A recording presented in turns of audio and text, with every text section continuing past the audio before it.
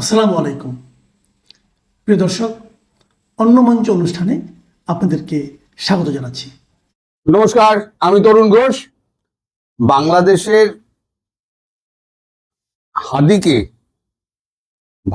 হাদি হত্যাকারীকে ভারতবর্ষে গ্রেপ্তার করা হয়েছে, বিশেষ করে কলকাতার এসটিএফ গ্রেপ্তার করেছে।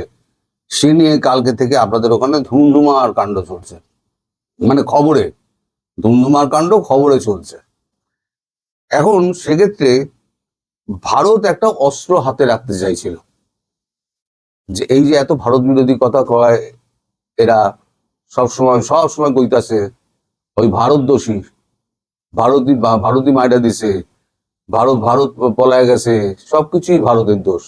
তাই ভারত এবার কি করেছে, কলকাতার এসটিএফ স্পেশাল টাস্ক ফোর্সে তারা করেছে কি, একদম সোজা ম্যাজিস্ট্রেটকে নিয়ে গিয়ে একেবারে গতকালকে রাত্রিবেলাতেই একেবারে হাদির সামনে হাজির করেছে ম্যাজিস্ট্রেটকে, দিয়ে 164 তার কাছ থেকে জবানবন্দি নিয়েছে। এখন 164 আমাদের আইপিসির 164 জবানবন্দি নেওয়া মানে সেই জবানবন্দিটা কিন্তু আইনত গ্রাহ্য। এবার এই যে জবানবন্দিটা কিন্তু আমাদের কোনো কাজে লাগবে না, এই জবানবন্দিটা বাংলাদেশেরও কোনো কাজে লাগবে না, কিন্তু ভারতের কাজে লাগবে কখন জানেন? যখন এই ভারত বিদ্বেষী কথাবার্তা হবে, যখন এই ভারতের বিরুদ্ধে কামান দাগা হবে, তখনই এইটাকে দেখিয়ে দেওয়া হবে যে তোমরা এগুলো করেছিলে, তোমাদের লোক মেরে আমাদের ভারতবর্ষে ঢুকেছিল, এই দেখো ম্যাজিস্ট্রেটের কাছে আমাদের জবানবন্দি, এই তার ম্যাজিস্ট্রেটের স্বাক্ষর আর তাদের ছবি এবং তাদের সই পরিষ্কার সেখানে থাকবে। এটা ভারত হাতে রেখে দেবে, যখন দরকার হবে তখন প্রেজেন্ট করবে। এই বাংলাদেশের তো লোকের তো আর কি ভারতবর্ষ বিদ্বেষ ছাড়া তো আর কোনো চিন্তা নেই, খাবে কি পড়বে কি সে চিন্তা নেই, শুধু ভারত বিদ্বেষ, যেখানে যা দেখো সব ভারতের দোষ। এখন এই নির্বাচন হয়েছে, তার পেছনে আবার ভারতকে আবার দায়ী করে দেয় যে ভারত এখানে রিগিং করেছে। নিজেরা কি করেছে নিজেরাই জানে, এবং ভারত রিগিং করেছে। গত 3বার তো ভারত রিগিং করেছিল বলে তো চালিয়ে দেওয়া হয়েছিল। এখন যত খুন খামারি হ্যান ত্যান হচ্ছে না, সব বলছে ভারত থেকে লোক গিয়ে রয়ের এজেন্টরা ওখানে গিয়ে করে আসছে। মানে ভারতের রয়ের এজেন্ট বাংলাদেশ যেন গিজ করছে। আরে রয়ের এজেন্ট আপনার পাশে দাঁড়িয়ে ফুসকে খেয়ে চলে যাবে, আপনি জানতে পারবেন না। বুঝতে পেরেছেন? আপনার দেশের লোক, সে রয়ের অ্যাসেট, আপনি তার সঙ্গে বলে চা খান, আপনি গুণাক্ষরেও জানেন না সে হচ্ছে আপনার দেশের লোক, হলো আমাদের অ্যাসেট। এইভাবেই অ্যাসেট তৈরি হয়। তো যাই হোক, সে সমস্ত বলে লাভ নেই। এখন যা হচ্ছে, এই যে হাদিকে দিয়ে যা হচ্ছে, তাতে একটা জবনিকাপাত হলো। আসলে ধরা পড়লো আরো কারণ তার আছে, সেটা হচ্ছে আমাদের এখানে এসআইআর হচ্ছে, স্পেশাল ইন্টেন্সিভ রিভিউ। এখন এসআইআর এর সব জায়গায় খোঁজা হচ্ছে কোথায় অবৈধ বাংলাদেশি রয়েছে। খুঁজতে খুঁজতে এখানে বনগার ওখানে একটা খবর পায় এসটিএফ, যে 2জন এখানে আশ্রয় নেওয়ার চেষ্টা করে। তখনই পুলিশের সন্দেহ হয় এই 2জন নিশ্চয়ই গোপনে ভারতবর্ষে ঢুকেছে।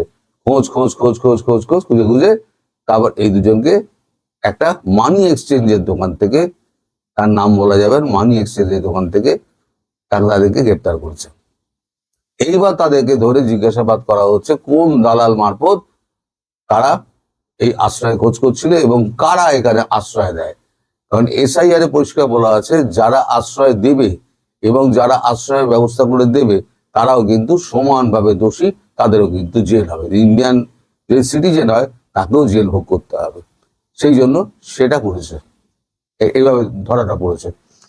এখন আর একটা ব্যাপার হচ্ছে যে এই আপনার 1 মিনিট, হ্যাঁ, এই জবানবন্দিতে, এই যে 164 জবানবন্দিতে কি জবানবন্দি দিয়েছে, এখন 164 জবানবন্দি হয়, সেটা সোজা চলে যায় বন্ধ খামে, সোজা পুলিশের কাছে যায়। পুলিশ সেটা আদালতের কাছে সমর্পণ করে যে হুজুর এই হচ্ছে 164 জবানবন্দি, এই হচ্ছে। আমাদের এখানে তো কোনো কাজে লাগছে না। আমি জানার চেষ্টা করছিলাম যে 164 জবানবন্দিতে সে কি বলেছে, কারা এর পেছনে আছে। তা 164 জবানবন্দি ঝপ করে তো কেউ বলতে চায় না সে কি জবানবন্দি হয়েছে। 164 জবানবন্দি বলা যায় না, কারণ এটা হচ্ছে গোপন জবানবন্দি। তবে ভাষায় যেটা শুনলাম সেটা হচ্ছে ভারত বিরোধী একটা অংশ, যারা এই নির্বাচনটা চায়নি, ঘুরিয়ে ফিরিয়ে তারা যেটা বলতে চেয়েছে সেটা হচ্ছে এনসিপির নাম। আমিও মিলিয়ে দেখলাম যে এনসিপি লাশের রাজনীতি করে। এর আগে আবু সাইদের ঘটনা ঘটেছিল, আমি দুয়ে দুয়ে চার মিলালাম যে এনসিপি করলো, এটা করতে পারে। এনসিপি এদেরকে হয়তো কাজে লাগিয়েছে। আপনাদের দেশে যখন প্রত্যর্পণ হবে তখন আপনারা সবই জানতে পারবেন। আমি এখন যা বলছি সত্যিও হতে পারে, আবার মিথ্যেও হতে পারে। আমি আন্দাজের ভিত্তিতে বলছি। ওদের যে কথা, ওদের কথার যে আভাস, গোয়েন্দাদের কথার যে আভাস, তাতে এটা আমি বুঝতে পেরেছি যে এটা ভোট যারা চায়নি তারাই একমাত্র এটা করিয়েছে একটা অশান্তি সৃষ্টি করার জন্য। যে আবার ভারত বিরোধী কামান টামান দাও, দেশকে অস্থির করে দাও। যেমন বলা হয়েছিল হাদির বিচার বিচার করতে হবে, ভারতের থেকে হাদির বিচার এদের ধরে আনতে হবে, এই নিয়ে তুলকালাম কাণ্ড করেছিল। ফলে এরা ভোট বানচাল করার চেষ্টা করেছিল। এখন এর পেছনে লাশের রাজনীতিটার মানে যোগাযোগটা আছে, সেটাও আমাকে মোটামুটি তারা একটা মানে ছায়া ছায়া আর কি বলেছে, আর কি পুরোটা বলেনি। কোনো নাম টাম কারোর কোনো কিছু বলেনি, শুধু বলেছে এই যারা চায়নি তারাই একমাত্র এইটা করেছে। আর আমিও একদম, যেহেতু প্রথম থেকে এর পেছনে লেগে রয়েছি, তাই আমি দুয়ে দুয়ে চার মেলানোর চেষ্টা করলাম যে এটা ওই আবু সাইদের মতো ঘটনা একটা ঘটিয়ে এরা আবার বাংলাদেশকে উত্তপ্ত করতে চেয়েছিল। কারণ মোহাম্মদ ইউনূস তো তাকে তাকে ছিলেন যে ভোটটা কি করে বানচাল করা যায়, আর তার চেহারা যেমনটা হচ্ছে এনসিপি। এর পেছনে আমাদের মাস্টারমশাই অধ্যাপক থাকতে পারে, রিজওয়ানা টিজওয়ানা সব থাকতে পারে। ম্যাডাম অত্যন্ত খেলুড়ে জিনিস। আমি প্রথমে বুঝতে পারিনি, অত্যন্ত খেলুড়ে জিনিস। তো যাই হোক, ম্যাডাম এখন তো শান্তির বাণী ছড়াচ্ছেন, তিনি কিচ্ছু জানেন না। তিনি এখন মানে আইনের ফাঁক ফোকর বলে তিনি বেরোবার চেষ্টা করছেন, কিন্তু বেরোতে পারবেন না, কেউই বেরোতে পারবেন না। তো যাই হোক, এখন আপনারা যদি এখন প্রত্যর্পণ চান, আপনারা ভারতের কাছে আপনারা বাংলাদেশ সরকার, আমি তাদেরকে বলছি, বা বাংলাদেশ সরকার বা আপনারা আবেদন করুন, ভারতবর্ষ কিন্তু এদেরকে প্রত্যর্পণ করে দেবে, কোর্টের থেকে আদেশ নিয়ে এদেরকে প্রত্যর্পণ করে দেবে। এইটুকু খবর আমার কাছে আছে। অর্থাৎ হাদির খুনের পেছনে এনসিপি নামক একটি ন্যাশনাল ক্রিমিনাল পার্টি, যার মাথায় ছিলেন ইউনূস এবং তার ডান হাত বাঁ হাত ছিলেন একটা হচ্ছে প্রফেসর ডক্টর নজরুল আর একজন হচ্ছে রিজওয়ানা হাসান ম্যাডাম। এরা হচ্ছে আসল চক্রী, এটা আমি যেটা বুঝতে পেরেছি। এবার আপনারা সমস্তটাই জানতে পারবেন যখন আপনাদের দেশে গিয়ে যখন বিচার টিচার হবে, যখন জিজ্ঞাসাবাদ হবে। সবাই ভালো থাকবেন। কলকাতায় হাদির সন্দেহভাজন দুজন খুনি ধরা পড়েছে। কলকাতায় খুনি ধরা পড়েছে, অথচ এই সংবাদ বাংলাদেশে আসার পর থেকেই বাংলাদেশের কিছু রাজনৈতিক নেতার মধ্যে আতঙ্ক ছড়িয়ে পড়েছে। কেন এই আতঙ্ক ছড়িয়ে পড়েছে? পাশাপাশি সারা বিশ্বে ইরান, ইসরায়েল এবং মার্কিন যুক্তরাষ্ট্রের সংঘাতের ফলে যে তেলের একটা সংকট দেখা দিয়েছে এবং তেলের দাম বেড়েছে, ঠিক সেই মুহূর্তে বাংলাদেশ সরকার কেন ভারতের কাছে ডিজেল সহায়তা চাইছে?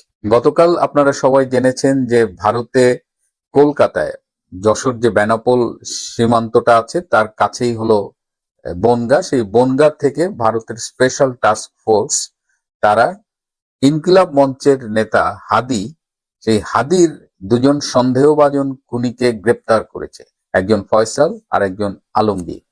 আমরা জানি যে হাদির হত্যার পরেই বাংলাদেশের আইন শৃঙ্খলা বাহিনীর সূত্রে বারবার বলা হয়েছিল যে তারা সীমান্ত অতিক্রম করে ভারতে চলে গেছে। কিন্তু তারপরে আমরা দেখেছি দুবাই থেকে ফয়সাল ভিডিও পাঠিয়েছে, সে তার প্লেনের টিকিটের বোর্ডিং পাসের ছবি দেখিয়েছে এবং বলেছে সে দুবাই অবস্থান করছে। কিন্তু হঠাৎ করে ভারতেই গ্রেপ্তার হলো এবং শোনা যাচ্ছে সে বনগাঁ থেকে সীমানা পেরিয়ে বাংলাদেশে আসার চেষ্টা করছিল। বাংলাদেশের সদ্য নিযুক্ত ডিজিএফআই প্রধান তিনি সম্প্রতি ভারত সফর করেছেন এবং ভারতে গিয়ে তিনি হাদির হত্যাকারীদের গ্রেপ্তার করার ব্যাপারে ভারত সরকারের কাছে সহায়তা চেয়েছেন বলে শোনা যায় এবং বাংলাদেশ সরকারের পক্ষ থেকে অনেক তথ্য প্রমাণও ভারত সরকারের হাতে তুলে দেওয়া হয়েছিল, যার প্রেক্ষিতে ধারণা করা হচ্ছে যে এই সন্দেহভাজন দুজন খুনিকে ভারতীয় স্পেশাল টাস্ক ফোর্স গ্রেপ্তার করেছে এবং গতকাল তাদের আদালতে ওঠানো হয়েছিল এবং সেখান থেকে তাদের 14 দিনের রিমান্ডে পাঠানো হয়েছে।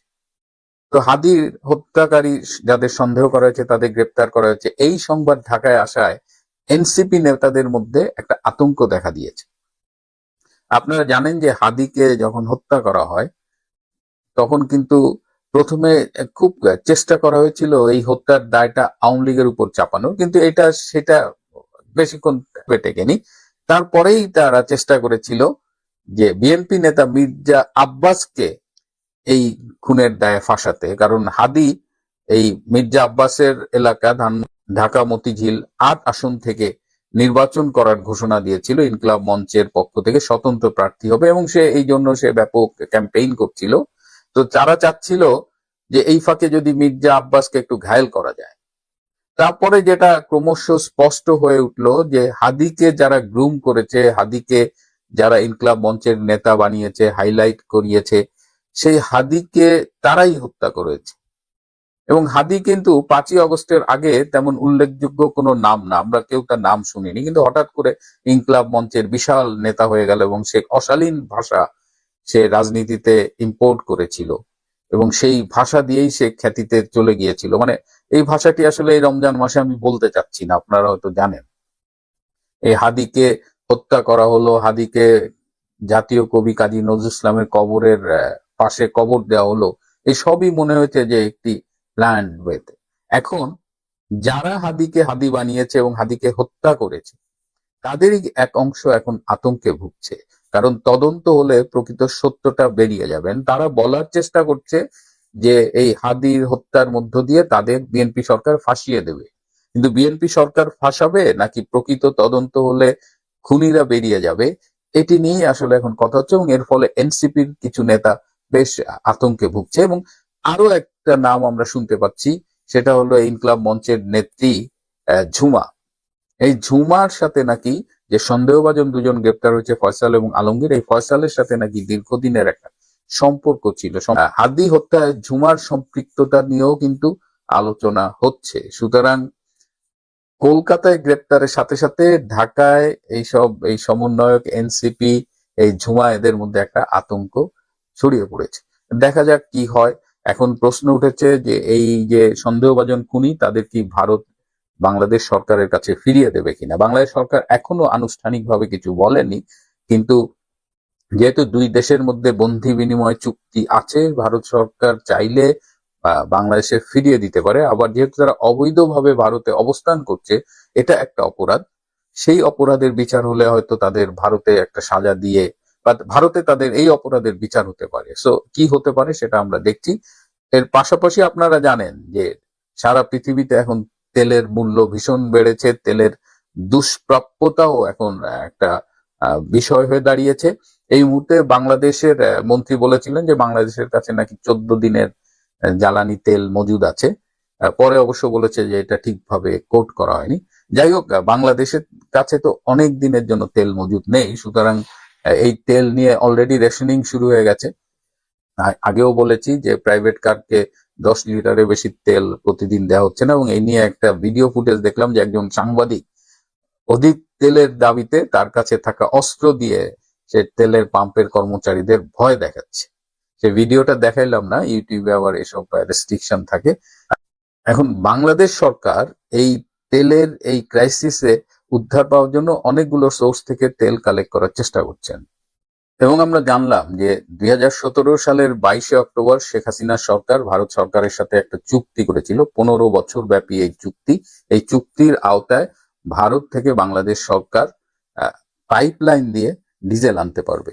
শিলিগুড়ি ডিপো থেকে দিনাজপুরের পার্বতীপুর পর্যন্ত একটা পাইপলাইন স্থাপন করা হয়েছে, এবং নুমালীগড় রিফাইনারি লিমিটেড থেকে এই ডিজেল এই পাইপলাইন দিয়ে পার্বতীপুরে আসবে, এবং 2026 সালের কোটা অনুযায়ী 1,80,000 ইউনিট ডিজেল বাংলাদেশ সরকার আমদানি করতে পারবে। এবং বর্তমানে যেহেতু এই ক্রাইসিস এবং বিভিন্ন সোর্স থেকে বাংলাদেশ সরকার তেল সংগ্রহ করার চেষ্টা করছে, সেহেতু এই চুক্তির অধীনে এখন ভারত সরকারের কাছে এই তেল সহায়তা চেয়েছে বাংলাদেশ সরকার। ইতিমধ্যে বাংলাদেশ সরকারের অর্থমন্ত্রী আমির খসরু তিনি মিটিং করেছেন ভারতীয় হাইকমিশনার প্রণয় ভার্মার সাথে, এবং এখন পর্যন্ত it is looking very positive. যেটা আমি বলতে চাচ্ছি যে সারা জীবন তো ভারত বিরোধী রাজনীতি করলো বিএনপি, জামাত, ঢাকা না দিল্লি স্লোগান দিতে দিতে আমাদের কানে ঝালাপাড়া করে ফেললো। সেই বিএনপি সরকার আজকে বিপদে শেখ হাসিনার করা চুক্তির আওতায় ভারতের কাছে হাত পেতেছে। এটা নিয়ে আজকে একজনের সাথে আলাপ হচ্ছিল, এক বড় ভাইয়ের সাথে, যে শেখ হাসিনা বাংলাদেশের জন্য কি করে গেছে, এটা আজকে যতটা না আলোচিত হচ্ছে, আগামী 5 বছর পরে শত্রুও বলবে শেখ হাসিনা বাংলাদেশের জন্য কি করেছে। আমি দক্ষিণবঙ্গের মানুষ, আমি পদ্মা নদী পার হয়ে সেই মানে এমন হয়েছে যে প্রতিকূল আবহাওয়ায় ঝড়ের মধ্যে পড়তে হয়েছে বা বড় বড় ঢেউ লঞ্চ কাঁপছে, তো সেই জায়গায় পদ্মা সেতু করেছে। এখন আমি খুলনায় চলে যেতে পারি 3.5 ঘন্টা 4 ঘন্টায়, গোপালগঞ্জ চলে যায় 2.5 ঘন্টায়, আমার বন্ধুর বাড়ি নড়াইল যাওয়া যায় 2 ঘন্টা 2.5 ঘন্টায়। তো এই যে বৈপ্লবিক কাজটা করেছে শেখ হাসিনা, যেটা ছিলেন তিনি চ্যালেঞ্জ গ্রহণ করতেন। পদ্মা সেতু করতে যে এত এত বাধা তিনি পেয়েছেন। এই পদ্মা নদীটা পৃথিবীর অন্যতম খরস্রোতা নদী, এখানে পাইলিং করাটা ছিল ভীষণ কঠিন, কিন্তু যত বাধা এসেছে শেখ হাসিনা তত দৃঢ়তার সাথে সেই বাধা অতিক্রম করেছে। শুধুমাত্র পদ্মা সেতু তৈরি করার জন্য বিশাল হ্যামার তৈরি করতে হয়েছে জার্মানিতে, সেই জার্মানি থেকে সেটা আনা হয়েছে শুধুমাত্র এই সেতুটা করার জন্য। এবং এই চ্যালেঞ্জের কারণে সেতুর যে ইনিশিয়াল এস্টিমেটেড এক্সপেন্ডিচার সেটা পরবর্তীতে বেড়েছে। আমি এই সেতুটার সাথে ওতপ্রোতভাবে জড়িত। আমার আর্মির একটা বন্ধু ছিল, সে এই রেল সেতুটার সাথে জড়িত ছিল, সে লিড করেছে। আমার আরেকটা বন্ধু ছিল, এই অ্যাপ্রোচ রোড করেছে। আমি পদ্মা সেতুর ওই যখন তৈরি হয় তখন ওই যাওয়া আসার পথে 2-1বার দাওয়াতও খেয়েছি তাদের ক্যাম্পে। যখনই পদ্মার নদীর ঘাটে যেতাম, এই আর্মির সোর্সে আমাকে ফেরিতে একটা ভিআইপি ট্রিটমেন্ট দেওয়া হতো। তো আমরা তো দেখেছি। তো Sheikh Hasina has done this, এবং নির্ভীক একজন নেত্রী ছিলেন, জীবনের পরোয়া করেনি। এই যে আজকে তারেক রহমানের কথা বলেন, 17 বছর লন্ডনে যে নির্বাসনে ছিলেন, আসার সাহস পাননি।